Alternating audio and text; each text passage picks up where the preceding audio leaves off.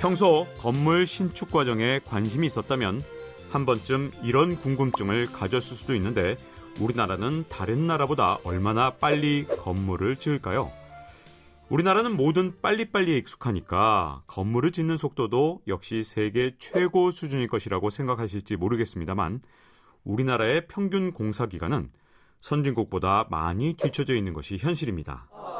건설 프로젝트의 성공 열쇠로서 중요성이 커지고 있는 시공전 단계에서의 활동을 프리콘이라고 하는데 이 프리콘은 건설 프로젝트에서 원가, 일정, 품질에 관련된 제반 사항을 시공전에 사전 검증해서 프로젝트를 계획대로 진행되도록 하는 사전 활동을 의미합니다.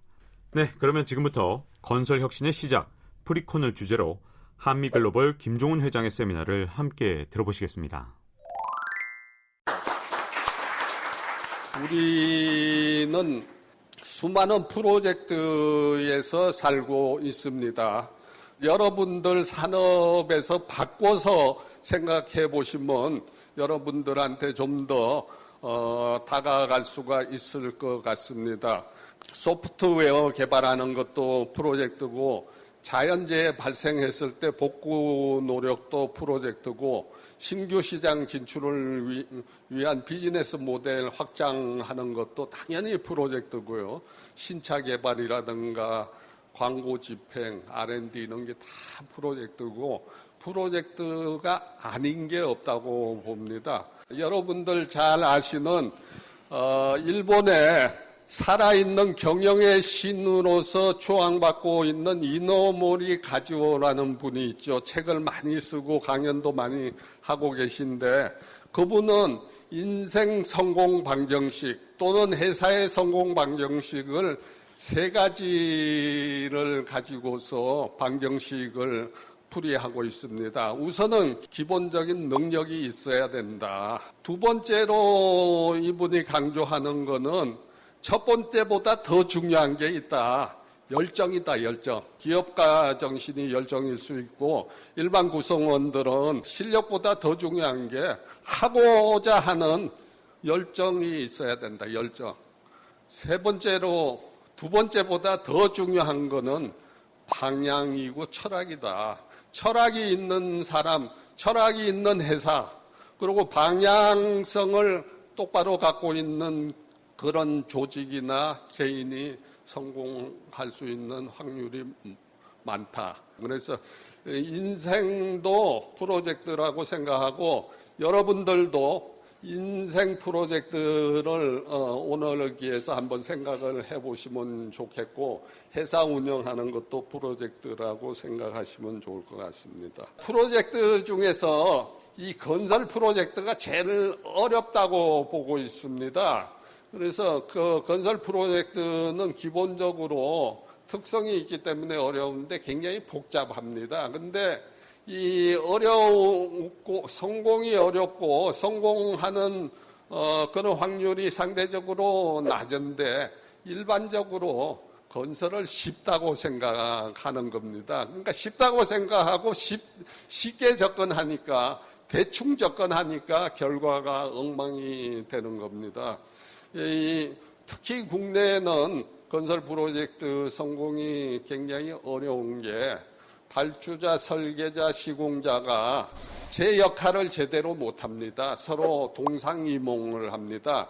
같은 배를 타야 되고 팀 플레이를 해야 되는데 그렇지 못합니다. 그리고 설계하고 시공의 분리 현상이 굉장히 심화가 돼 있고요. 설계하고 시공이 사실 다 연결이 돼야 되는데 제도적으로 거의 이제 그게 막혀 있고요. 건설은 다양한 사람들이 아주 다양한 변수가 작용을 합니다. 그렇기 때문에 그럴수록 개개인의 역량도 중요하지만 시스템적인 어프로치가 굉장히 필요하고 프로젝트가 실패하면 어마어마한 일이 벌어지죠. 제가 먼저 근무하던 회사에서 근무할 때 이 산풍 사고가 났는데 여러분들 아시겠지만 아마 대한민국이 수립되고 최대의 참사였죠. 사고 중에서는 최대의 사고였습니다. 대낮에 백주의 백화점이 무너졌습니다. 그래서 그 결과에 502명의 사람이 죽었습니다. 무고한 시민들이. 그리고 1000명이 넘는 사람들이 중경상을 입었습니다. 제 주위에도 희생된 사람들이 더러 있습니다. 개인을 넘어서 국가적인 사회적인 재앙이 일어나기 때문에 건설 프로젝트를 쉽다고 생각하고 우습게 알고 접근해서는 안 된다는 말씀을 드리고 싶습니다.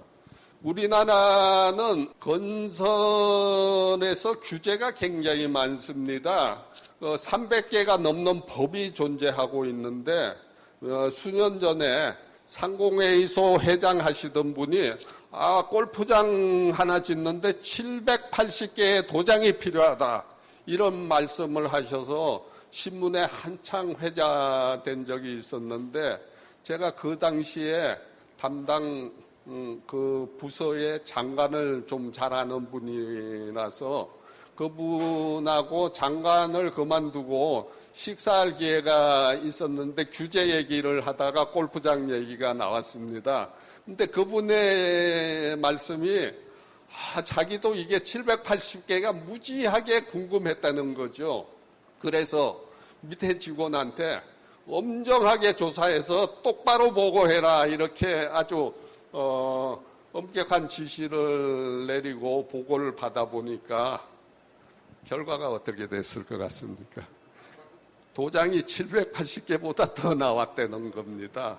그러니까 그런 규제의 문턱을 넘어서려 그러면 몇 년이나 걸리겠습니까? 그러니까 정상적으로 건너기에는 굉장히 난공불락의 요새가 되는 거죠. 그러니까 거기에 부패가 나오고 부정이 나오고 여러 가지 로비가 나오고 이런 거죠. 우리나라는 규제의 천국이고 지금 정권마다 규제를 협파하는 얘기를 하고 있지만 갈수록 심해지고 있고요.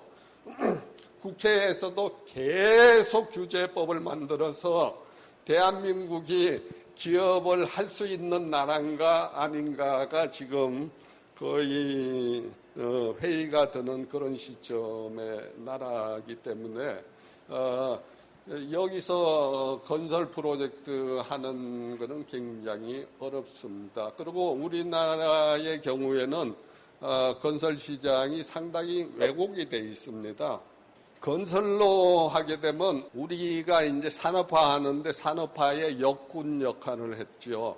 중동 오일 달러를 벌어서 다른 산업에 다 투자하고 해서 어떻게 보면 우리 산업화를 일으킨 주역의 역할을 했고 황금알을 낳는 거위라는 칭호를 받았던 효자산업인데 지금은 굉장히 골치 아픈 천덕거러기 산업으로 되어 있습니다. 거기에는 여러 가지 원인이 있는데 우리나라 경우에는 시공하는 건설회사가 중심이 된 시장 구조를 갖고 있습니다.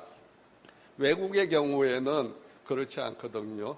설계나 엔지니어링이나 저희같이 프로젝트 매니지먼트 하는 회사가 중심에 서고 건설회사는 도면대로 또 시방대로 지침대로 따라하는 건데 여기 한국의 경우는 그게 바뀌어서 심지어는 설계회사가 건설회사의 하청화가 돼 있습니다. 그래서 건설회사에서 일을 받아서 하게 되니까 먹이사슬 구조가 돼 있는 거죠.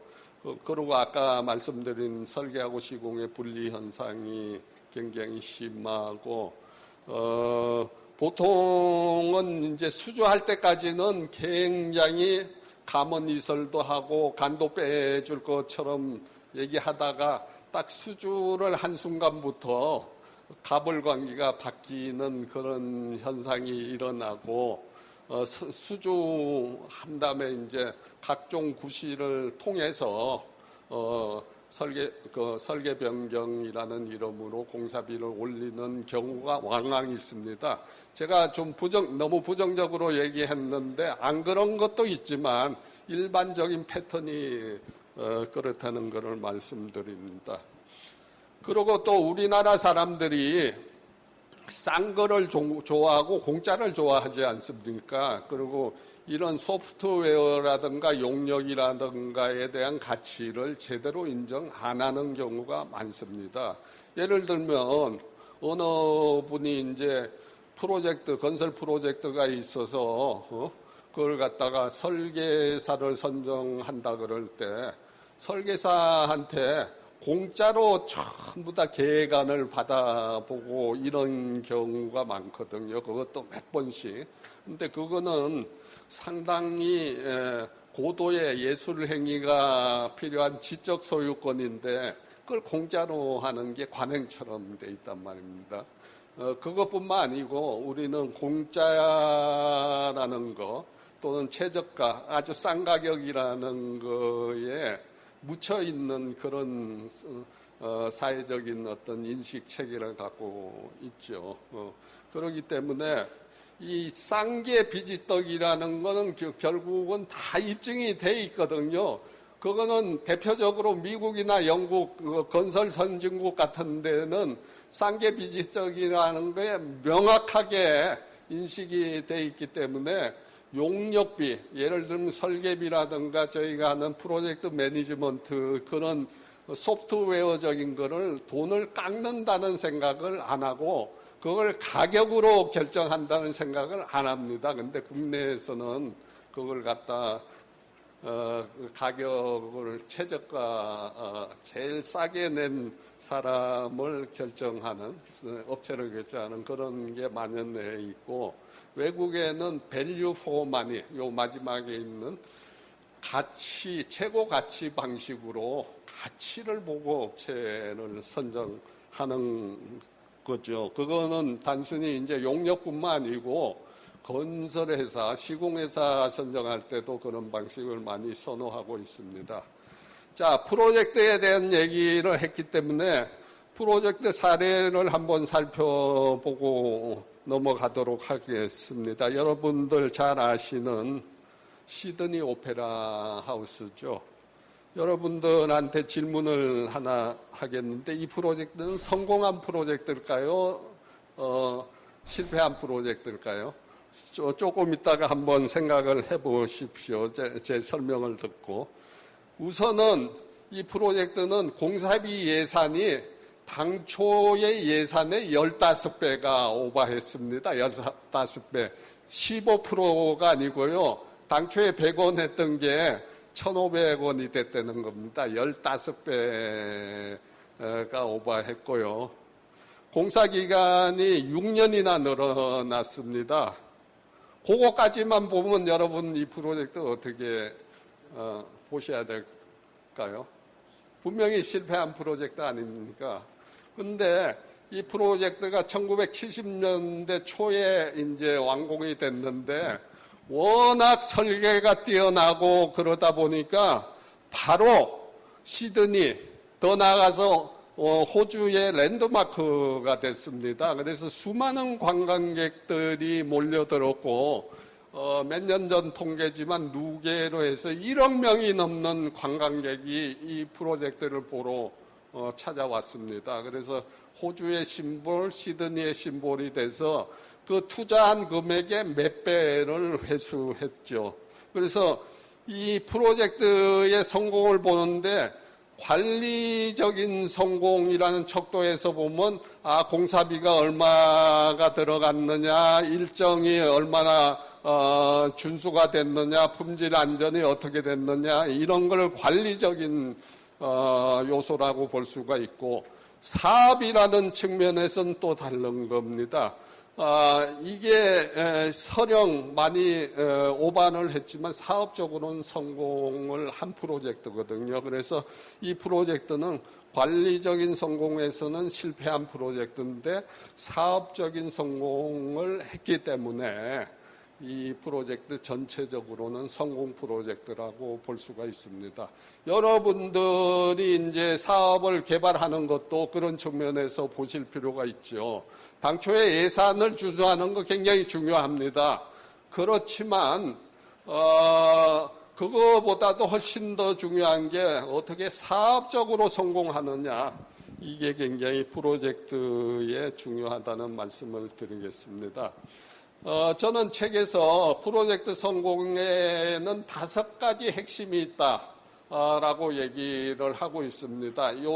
오늘 제 강의의 핵심이 요 5가지인데 5가지를 살펴보면 우선은 발주자가 중요하고 그 다음에 책 제목인 프리콘, 좋은 설계, 팀워크와 사람, 프로젝트 매니지먼트, 요 5가지가 프로젝트 성공의 핵심이다.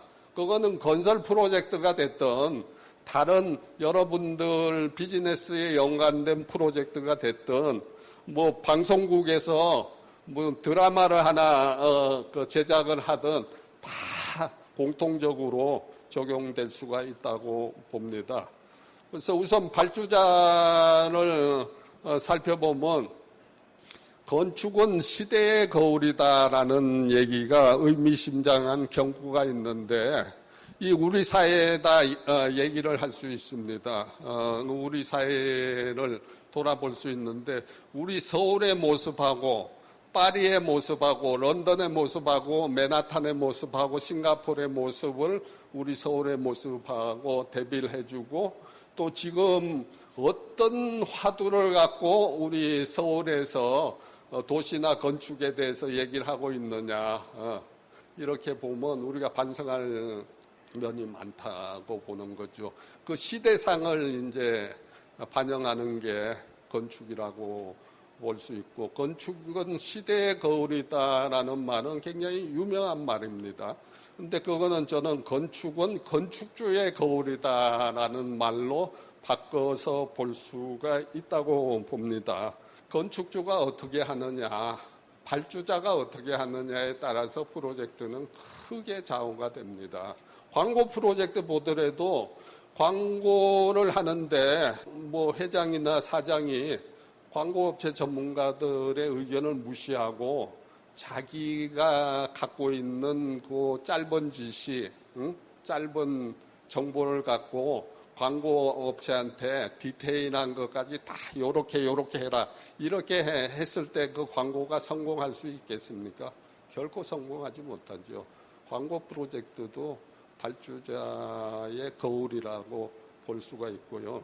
발주자 수준을 넘기가 힘들다고 보고 있습니다. 큰 대기업이 갖고 있는 인재상이라든가 조직 문화라든가 이런 거에 따라서 건축의 질이 달라집니다. 대표적으로 여러분들 보실 수 있는 게 실리콘밸리에 있는 테크 기업이라고 하는 기업들의 사옥을 어떻게 짓고 거기서 직원들의 행복이나 직원들의 여러 가지 복리 후생을 위해서 어떤 공간을 해야 하는지에 대해서 여러분들이 이렇게 알고 계실 겁니다. 그래서 이 발주자의 수준을 넘기 힘들다라는 얘기가 그런 거고, 어쨌든 명품 발주자가 명품 프로젝트를 만든다. 성공한 기업에도 명품 CEO가 있다, 이런 말씀을 드리겠습니다. 선진국에서는 굉장히 이제 발주자 혁신 운동을 많이 했습니다. 이 건설의 주체는 발주자하고 설계자하고 시공자 3대 주체가 있는 겁니다. 그 중에서 누굴 포커스해야 되느냐? 당연히 발주자를 포커스를 해야 되는 거죠. 그래서 특히 영국 같은 데는 대표적으로 건설의 혁신은 발주자의 혁신이다, 이런 얘기를 해왔습니다. 이 성공하고 실패하는 것은 전부 다 발주자 책임이다라는 생각을 했고, 가정에서 불량화가 있다 그러면 그 불량화의 책임도 있겠지만 부모의 책임이다. 오케스트라가 시원찮은 오케스트라가 있으면 오케스트라의 단원 책임이라기보다는 지휘자의 책임이다. 이런 얘기가 있습니다. 그래서 이 건설은 특별히 인과관계가 뚜렷합니다. 뿌린 대로 보통 거두기 때문에 아까 이제 저가, 최저가 말씀을 드렸지만 그 싼 거 좋아하게 되면 당연히 싼 결과물이 나옵니다. 몇 년 전에 포항 지진이 났습니다. 포항 지진이 났는데 그 포항 지진은 일본의 지진의 수준으로 보면 그 지진 감에도 안 들어갔거든요. 근데 피해가 지금 굉장히 막대했습니다. 지금도 포항 지진의 피해가 복구가 끝나지 않았고, 얼마 전에 용인 화재 사고가 났습니다. 그래서 물류창고 화재 사고가 났는데 그거의 근본 원인을 찾아보면 그 아까 삼풍백화점 사고도 그렇고 포항 지진 사고도 그렇고 용인 화재 물류창고 화재도 그렇고 이 싸구려 불신이 초래한 사고죠. 그런 포항 정도의 지진의 강도로는 일본에서는 거의 피해가 없습니다. 피해가 전혀 없을 수도 있는 그런 수준인데 우리가 피해가 많았다는 사실을 우리가 좀 주목을 해야 되고, 발주자 역할을 어떻게 해야 되는지 이해하고 학습을 해라. 이런 얘기를 제일 처음에 세우고 있고요. 제대로 된 사업자를 선정하고 지속적으로 성과 향상을 요구하라 이거예요. 자, 로펌을 선정하는데 좋은 로펌을 선정해야죠. 그러니까 좋은 로펌 선정했다고 끝나는 거 아니잖아요. 보통 그 로펌 관계는 지속적인 관계가 되기 때문에 지속적인 성과 향상을 요구해야 되죠. 그래서 보통 단골 고객을 많이 씁니다. 선진국일수록. 국내에서는 일회성으로 대부분 가는데 단골 고객들하고 그렇게 제대로 된 사업자를 선정해서 롱텀으로 보면서 지속적인 성과를 요구하고 있고, 발주자가 똑똑해야지 건설산업계를 똑똑하게 활용할 수 있다. 8번입니다. 그리고 프로젝트에서 리스크를 항상 과소평가하지 말라. 항상 공공사업이 됐든 민간사업이 됐든 상업적인 마인드를 가져야 된다. 이 발주자가 그런 얘기들을 하는데, 이게 영국의 건설혁신 운동에서 프로젝트를 성공시키는 습관으로 정리가 된 겁니다. 자, 발주자 얘기를 마감하면서 여기 또 프로젝트를 하나 소개하겠습니다. 여러분들 잘 아시는 빌바오 미술관 프로젝트인데요.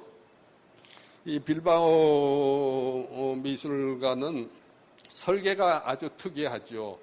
미국의 세계적인 건축가 프랑크 게리라는 사람이 설계를 했는데, 이 빌바오가 우리나라하고 많이 관계가 됩니다. 여기가 조선소 철강소 단지였는데 한국 조선 철강 때문에 이 도시가 황폐화됐습니다.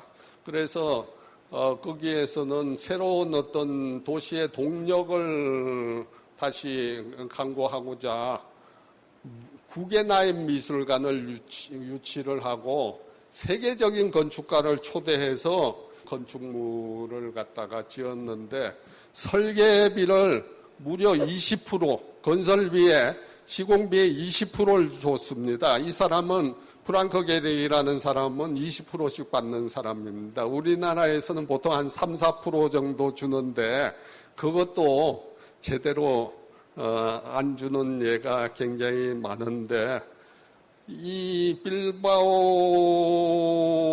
미술관은 빌바오 효과라는 신조어를 만들었습니다. 이게 미술관 하나 지었더니 관광객이 찾아오고, 관광객이 오다 보니까 호텔이 건설이 되고 컨벤션 센터가 되고 산업이 부흥하고, 이 미술관 때문에 도시가 다시 부흥하게 돼서 빌바오 효과라는 것을 갖다가 경제학자들이 만든 그런 대표적인 프로젝트고, 이 빌바오 미술관에 대해서는 인류가 만든 최고의 건축물이라고 후안 카르로스 국왕이 아주 극찬을 한 프로젝트입니다. 여러분들 혹시 스페인 가실 기회가 있으시면 반드시 빌바오 미술관을 한번 코스에 넣어서 한번 보시면 좋을 것 같습니다.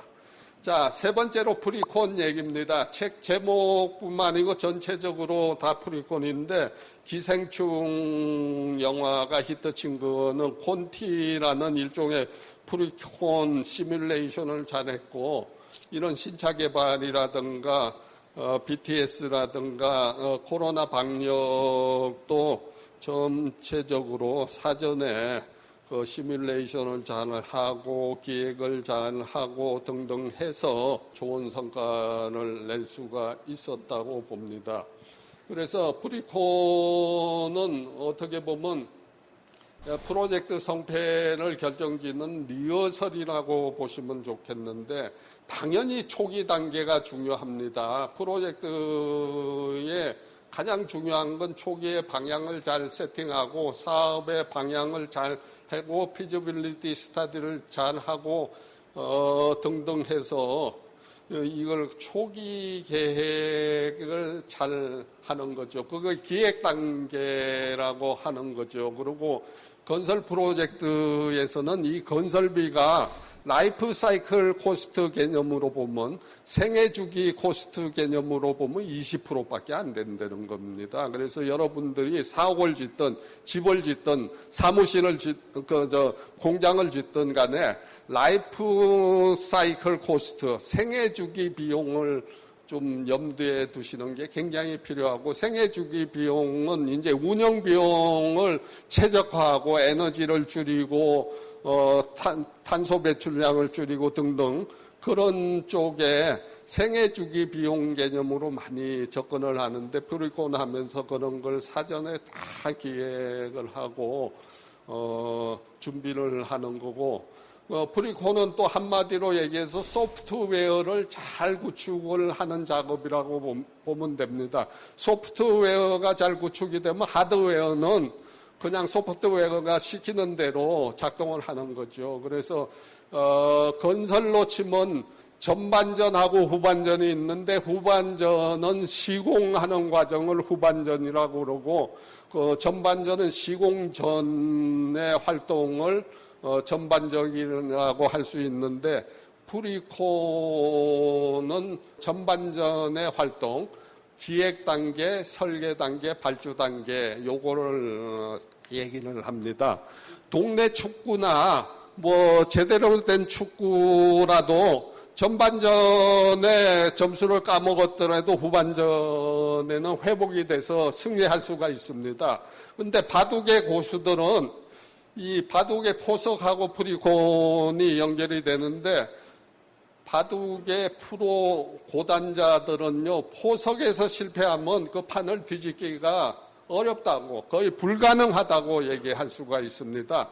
건설도 마찬가지고, 프리콘의 소프트웨어를 제대로 구축을 안 했을 때 후반전인 시공 단계에서는 뒤집기가 힘듭니다. 결국은 시공 전에 리허설을 하는데, 도면상에 미리 지어보기를 하는 겁니다. 도면상에서 그 가상으로 시뮬레이션해서 건물이나 공장을 미리 지어보면서 코스트라든가 일정이라든가 공법이라든가 품질이라든가 안전이라든가 이런 거를 전부 다 시뮬레이션 해보고 완전한 상태에서 시공에 들어가는 게 프리콘의 개념이라고 볼 수가 있습니다.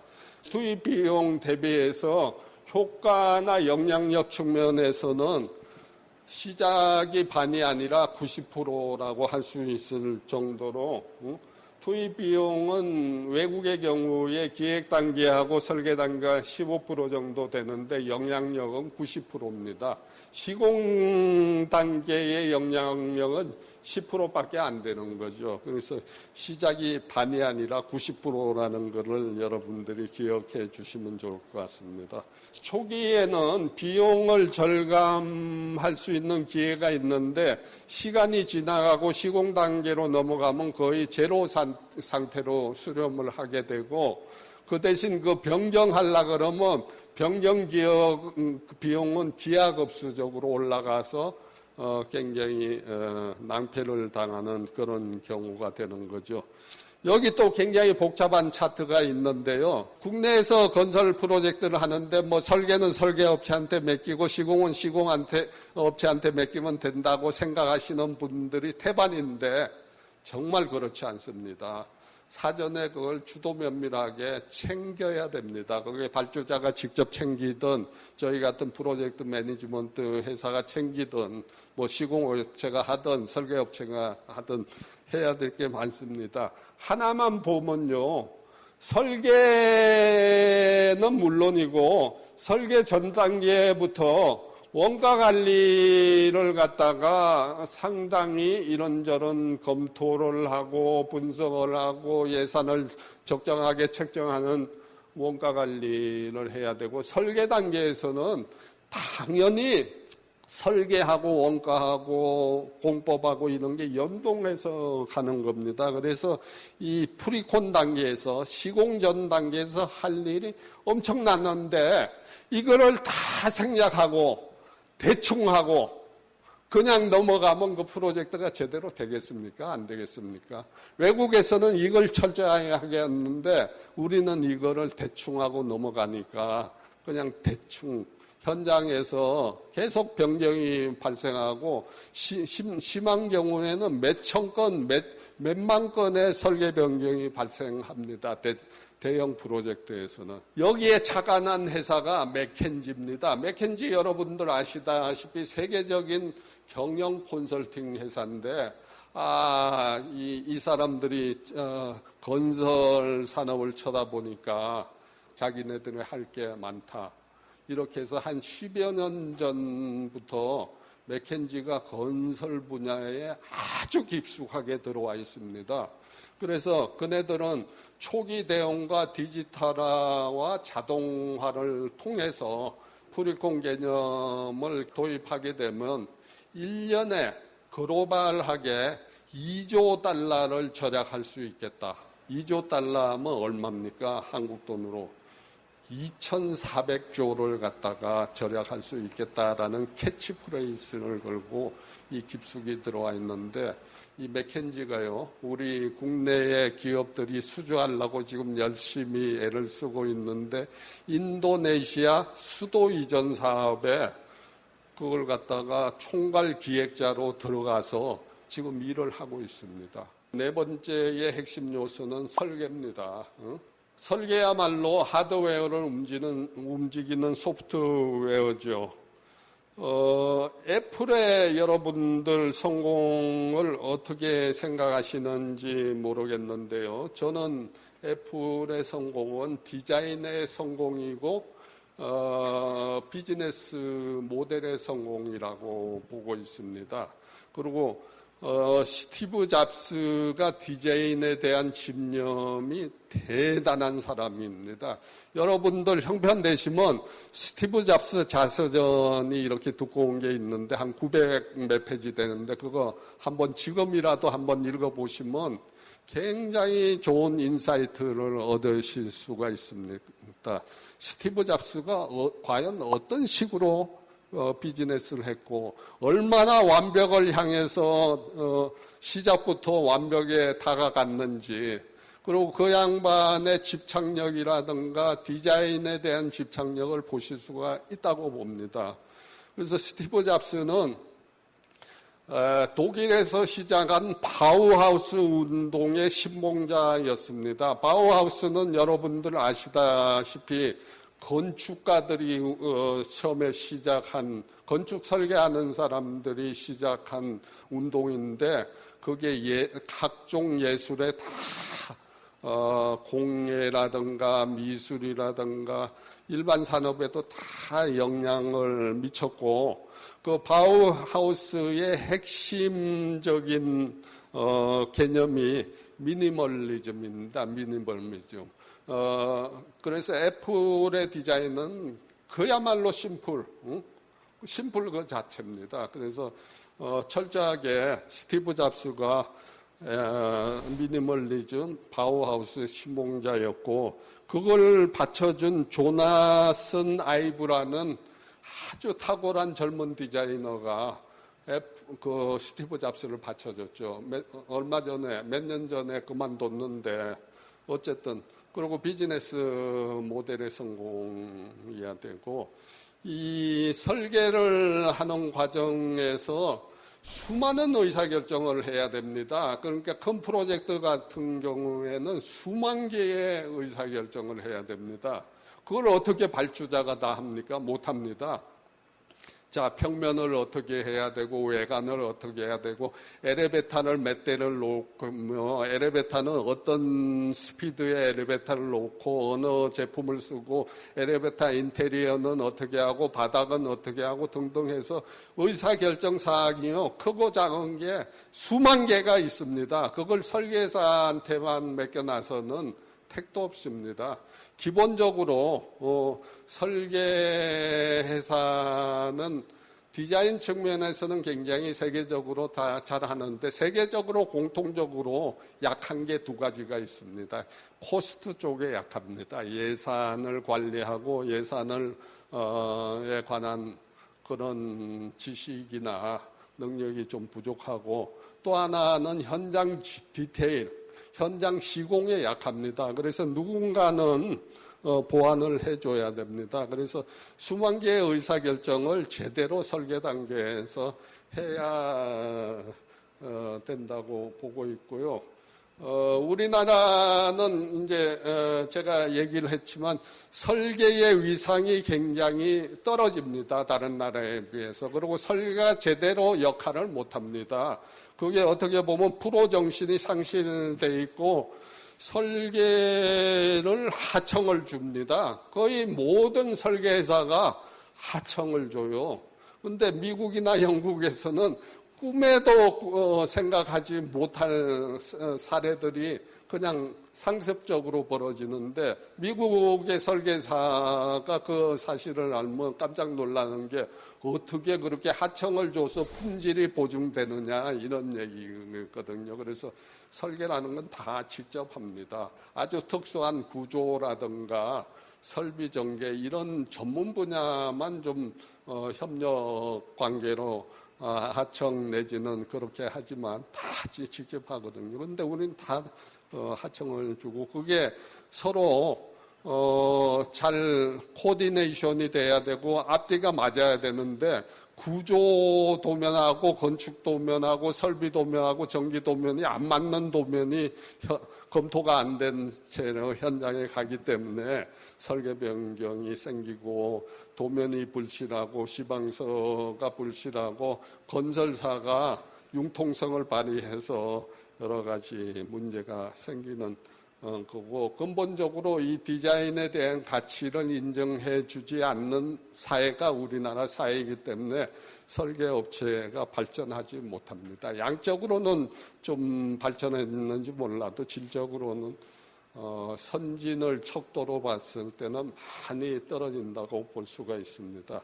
그래서 설계는 매니지먼트가 돼야 된다고 봅니다. 디자인 매니지먼트. 설계 이전 단계부터 공사비라든가 일정이라든가 품질이라든가 그걸 설계 이전 단계부터 해서, 설계 단계를 보통 외국에서 4단계로 놓는데, 이 단계별로 이런 걸 다 검증을 하면서 진행을 해야 되는 거죠.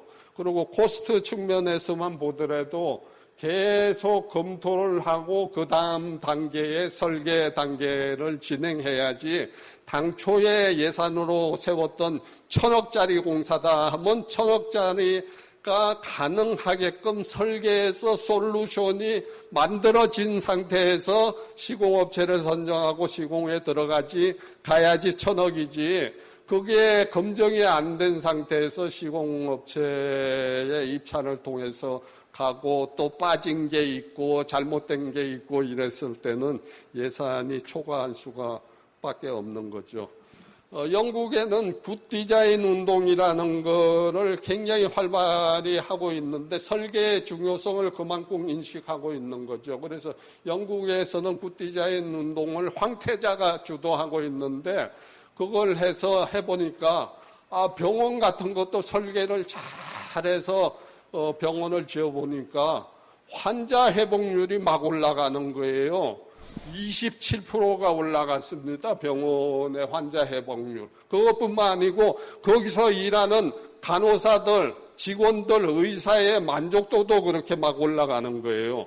학교를 디자인해서 잘 지어보니까 학업 성취율이 10%가 올라가는 거예요. 그 일하는 사람들의 생산성이 20%가 올라가는 거예요.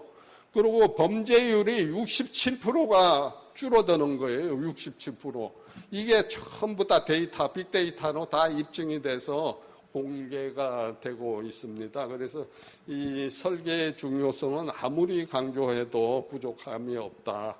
그래서 설계에 관련된 프로젝트를 하나 소개하고 가겠는데요. 여기서 아마 가보신 분이 거의 없을 것 같은데 베를린에 가실 기회가 생기시면 유대인 박물관이라고 있습니다. 꼭 한번 가보시면 좋을 것 같습니다. 아주 탁월한 설계의 박물관인데 우선 설계가 다니엘 리벤스킨트라고 여기 삼성동에 현대산업개발 사옥이 있습니다. 그 사람이 설계한 작품이고요. 국내에도 몇 개 작품이 있고 그 사람의 첫 작품입니다. 이 사람이. 이거를 할 때는 설계를 학교에서 가르쳐는 봤지만 실제로 지어진 건물은 최초의 건물인데 이 박물관이 특이하게 유물이 없이 1차 개관을 했습니다. 그 박물관이야 당연히 유물이 있어야지 개관을 해야 되는데 건축적으로 워낙 뛰어나고 화제의 건물이었기 때문에 1999년도에 유물 없이 1차 개관을 하고 2년 후에 정식 개관을 했는데 그때의 에피소드가 재미있습니다. 그 당시에 독일의 수상이었던 슈레더 수상, 이 사람이 몇 년 전에 한국으로 이제 한국 사위가 돼서 슈서방이 됐죠. 슈레더. 한국 여자하고 결혼을 했습니다. 그때 수상이었는데 거기에 막상 간단한 저녁 때 간단한 그렇게 큰 행사는 아니었는데 가서 봤는데 설계자의 아버지가 휠체어를 타고 그 당시에 90세였는데 참석을 했습니다. 근데 그 사람이 어떤 사람이냐면 유대인 출신인데 홀로코스트의 희생자가 될 뻔한 사람이었는데 슈레더 총리가 현장에서 그걸 알고 무릎을 꿇고 현직 총리, 수상이, 국가수반이 무릎을 꿇고 그 사람한테 사죄. 그리고 2년 뒤에 정식으로 개관을 했는데 그것도 재미나는 게 독일의 전 도하 신문들이 타이틀로 1999년도에 그날 저녁 베를린이 성숙해졌다라는 타이틀을 보고 그 탑뉴스로 2년 뒤에 그 사실을 보도를 했습니다. 아주 디자인으로 굉장히 특별한 박물관인데 거기에 가면 몇 개의 공간이 있는데 그 공간, 기억의 공간이라는데 이스라엘의 전위 예술가 내지는 그런 사람이 작품을 한 낙엽이라는 작품이 있습니다. 이 사람 얼굴을 해놨는데 10,000개의 사람 얼굴을 두꺼운 철판으로 만들어서 거기다 뿌려놨고 거기를 갖다 관람객들이 걸어 다닐 수 있게 했는데 이를 걸어가면 철조각들이 이제 부닥쳐서 소리가 나는데 유대인의 아우성 소리 같은 소리가 나는 겁니다. 그러니까 당연히 숙연해지는 거죠. 그래서 여러분들 유대인 박물관 가시면 놓치지 말고 이 낙엽 작품을 한번 밟아보시면 좋을 것 같습니다. 회사가 중요한 것도 굉장히 중요하는데 거기에 참여하는 사람이 굉장히 중요하고 참여하는 사람들이 어떤 팀워크를 가지고 가느냐. 그래서 프로젝트는 항상 공동 운명체 개념이 돼서 일을 해야지 성공 확률이 높습니다. 그게 어떤 프로젝트도 마찬가지입니다. 내 프로젝트라고 생각하고 참여하는 사람이 회사를 좀 초월하는 그런 노력을 해야 되고, 여기 좋은 회사에 대해서 저 나름대로 규명을 했는데, 철학이 있는 회사, 주인의식으로 충만한 회사, 교육을 잘하는 회사 등등 했는데 참고하시고요. 마지막으로 프로젝트 관리. 이 프로젝트는 관리가 돼야 되거든요. 프로젝트가 매니지먼트가 돼야 됩니다.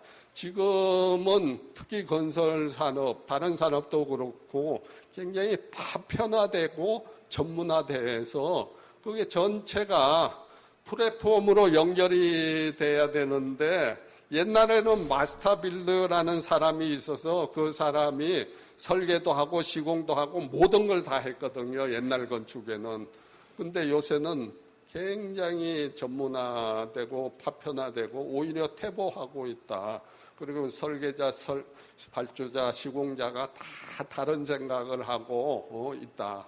발주자는 어떻게 생각하겠어요? 가능한 한 싸게 해서 저 사람들을 잘 다스려서 좋은 물건을 만들어내고 싶다 이런 생각을 하겠지만, 시공자는 처음에는 싸게 들어갔지만 어떻게 하면 이익을 많이 낼까 이런 거 서로 생각이 다릅니다. 그래서 프로젝트를 잘 관리하기 위해서 발주자가 만든 제도가 프로젝트 매니지먼트, 컨스트럭션 매니지먼트, 줄여서 PMCM이라고 하는 게 1960년대부터 본격적으로 미국에서 대두가 됐고, 이게 중요한 게 발주자가 만든 제도라는 게 중요합니다.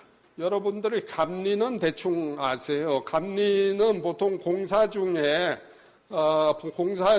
도면대로 시방대로 제대로 하는가를 감독하는 사후적인 행위고, 프로젝트 매니지먼트라는 거는 사전적인 행위입니다. 그래서 시공 훨씬 전 단계, 프리콘 단계, 기획 단계부터 프로젝트를 관리하는 행위라고 보시면 될 것 같고요. 여러분들 잘 아시는 싱가포르의 마리나 베이샌드도 이것도 아까 보신 구겐하임 비슷한 성격의 프로젝트인데, 탁월한 설계에 의해서 굉장히 난이도가 높은 그런 설계인데 이 한국 업체들이 참여했습니다. 시공은 여러분들 아시는 쌍용건설을 참여했고, 프로젝트 매니지먼트는 저희 회사가 직접 참여를 했습니다. 이런 대목에서는 박수 쳐야 될 것 같습니다. 감사합니다. 여기 저 루프 가든이 있는데요. 이게 대단한 작품입니다. 이 호텔이 인자 모양으로 돼서 기울기가 52도, 그것도 대단한데, 이 구조물이 이걸 캔티레바라고 그러거든요. 이게 지지대 없이 쭉 나와 있는데 70m가 지지대 없이 나와 있고요. 여기 수영장인데 주로 수영장하고 루프 가든인데, 거기서 수영장에서 보는 뷰라는 건 정말 세상에 없는 뷰입니다. 이게 343m인가 그렇습니다. 그래서 파포 아주 굉장히 프로들 하는 파포홀, 아주 긴 홀, 그 정도 길이라고 보시면 될 것 같습니다. 아주 난공사인데 27개월에 완료가 됐습니다. 저는 책에서 공사비를 30%, 공사기간을 50% 단축은 불가능하지 않다고 주장을 하고 있고, 수많은 사례를 제가 열거하고 있습니다. 우선 공사비 측면에서 안도 다다오가 오사카에 비세교회라는 조그만 교회를 지었습니다. 건축주가 돈이 없었기 때문에 건축주 요구사항이 싸게 해달라 정말. 우린 돈 없다. 그래서 극단의 설계를 했습니다. 그래서 이 사람이 콘크리트 재물치장이라 그러는데 그 콘크리트 노출로 해서 마감 없이 천정이고 벽이고 바닥이고 그렇게 처리를 했고 조명도 없고 설비 전기도 하나도 없습니다. 단지 해놓은 게 정면에다가 십자가를 하나 뻥 뚫어놨습니다. 근데 이 조그만 건축이지만 세계적인 건축물이 됐습니다. 그래서 이게 어프로치를 어떻게 하느냐, 설계를 어떻게 하느냐에 대해서 굉장히 많은 절감이 가능하다고 생각하고 있고요. 어쨌든 공사비 30%가 충분히 절약이 가능하다. 여기 경영자들이 많기 때문에 경영자가 가슴 깊이 새겨야 할 10가지를 제가 제 경험과 지식을 통해서 여러분들한테 제시를 했습니다. 회사는 망하기 쉽다. 끊임없이 배우고 공부해라. 알아야지 면장을 한다. CEO도 알아야지 CEO를 하는 거다. 여러분들 다 성공하는 기업, 성공하는 경영자가 되시기를 간구하면서 오늘 강의는 마치도록 하겠습니다. 감사합니다.